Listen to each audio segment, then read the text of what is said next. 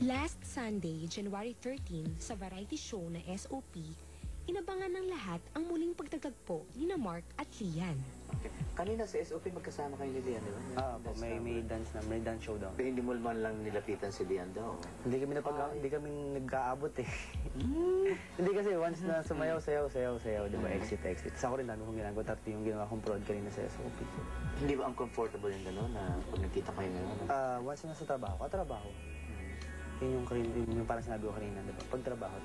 Nahabol din namin si Lian matapos siyang mag-guest sa Showbiz Central last Sunday at ito ang nasabi niya sa kanilang muling pagkikita ni Mark. Pero yesterday, nag-rehearse ako. Wala siya. So, nung technical lang, tsaka nung live na, dun lang kami nagkasama. Just a normal feeling. Work. Kung paano ako nagsasayaw sa Bulaga, kung paano ako nagsasayaw sa ibang shows, just like that. Kasi sabi niya, yung time darating, nalalapitan na siya sa akin at kakausapin niya ako, but he never did. So, why talk to him?